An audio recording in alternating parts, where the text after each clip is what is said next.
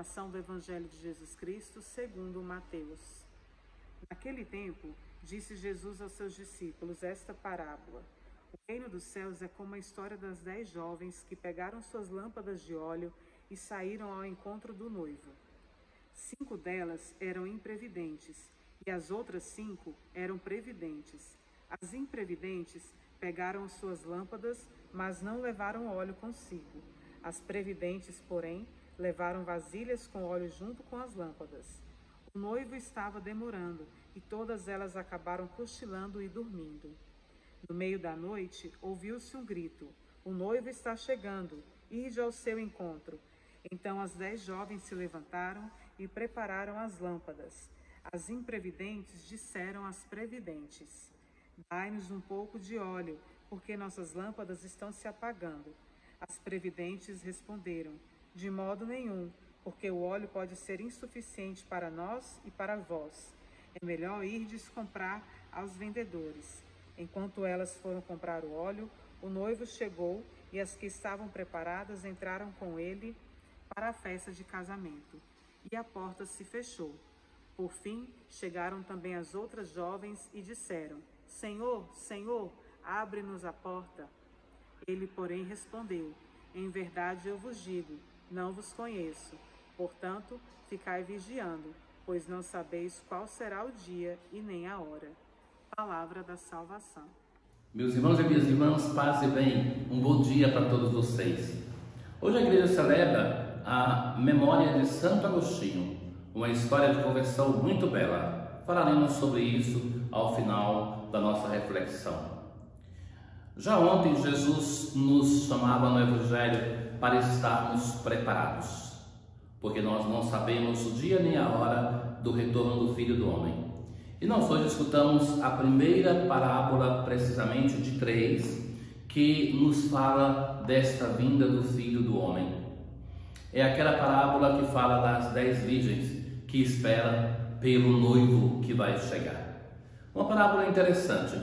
Se fala dessas 10 jovens. A palavra que é usada pode ser traduzida como jovem ou virgem. Então 10 virgens, 10 jovens, que são aquelas, não são as noivas, são aquelas que vão acompanhar o noivo para a festa. E também tinha aquelas que acompanhavam a noiva. Então elas estão esperando o noivo que vai chegar. E 5 delas são prudentes e 5 são imprudentes. O Evangelho traduz assim: imprevidentes e previdentes. A diferença é que aquelas imprevidentes, elas não trouxeram óleo para abastecer a lâmpada, para acompanhar o noivo, e as outras trouxeram óleo. O noivo começou a demorar e vejam que todas elas dormem. Essa expressão, todas dormem. O noivo aqui representa o Cristo que volta para a sua igreja. E as 10 jovens representam a nossa comunidade. Mas vejam que seja aquelas que são prudentes como as imprudentes, todas estão dormindo. O Senhor chega e pega de surpresa a todos. O noivo vai chegar e elas estão dormindo. Até que alguém vai gritar: "O noivo está chegando, ide ao seu encontro." Pensa a comunidade cristã um pouco adormecida. O que é esse dormir? É quando nós estamos relaxados na nossa vida. É quando nós abandonamos um tema que é muito importante na espiritualidade e que é um tema muito esquecido hoje, aquele da luta espiritual. Não se consegue fazer um caminho de santidade relaxados, como nós aprendemos a ser hoje. Tem que estar na vida de santidade, não descendo como um carro desengatado, mas engatado, em que nós estamos ali engrenados em uma disposição de conversão. Isso é o tema da luta espiritual, uma luta contínua. Ou seja, ninguém pode pretender vencer um pecado se ele não se empenha em uma luta espiritual. Não é que isso venha assim somente da parte de Deus como uma graça, mas toda graça requer um empenho, requer um compromisso da pessoa.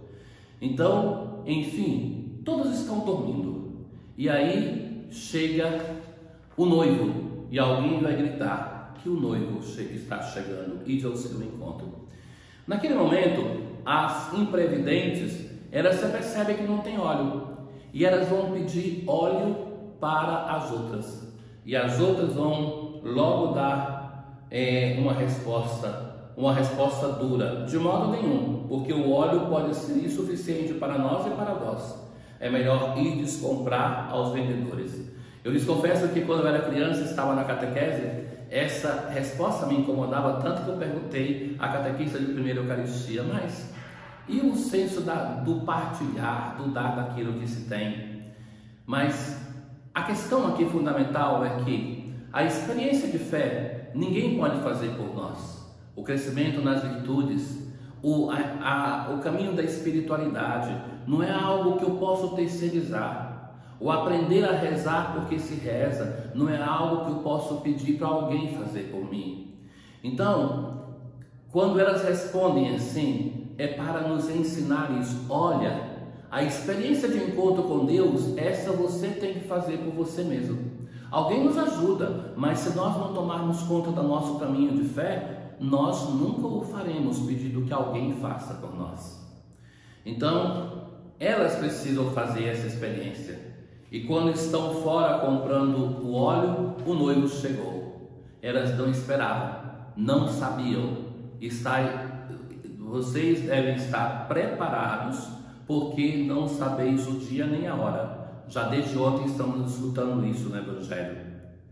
E quando elas chegam, elas do lado de fora vão gritar: Senhor, Senhor, que é o título para Jesus ressuscitado. Ou seja, esse noivo se torna o Senhor.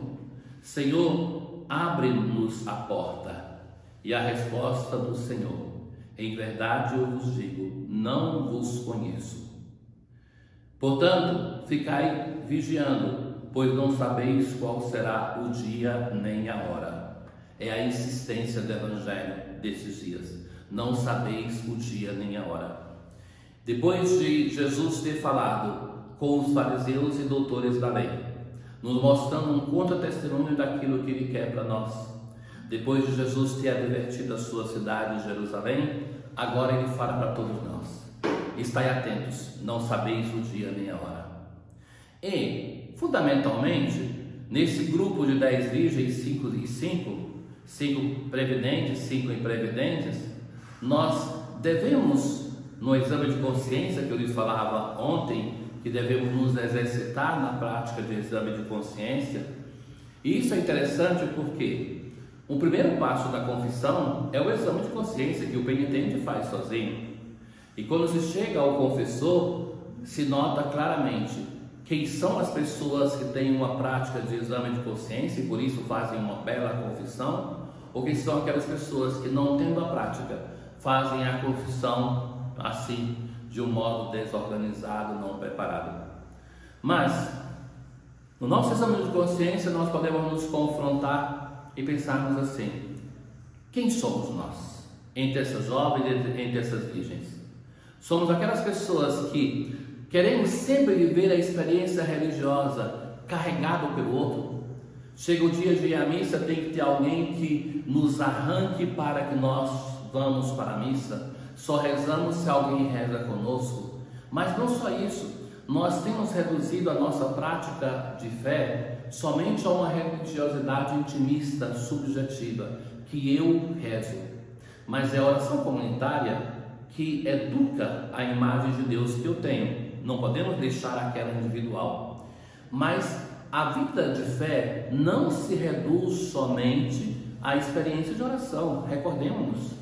Porque existem outras dimensões que eu devo cuidar, como a penitência, como o jejum, como a esmola, que são essas 3 dimensões que me colocam em relação com meu irmão, a esmola, o ajudar o outro, a oração em relação com Deus e o jejum, a penitência, o modo de me relacionar comigo mesmo.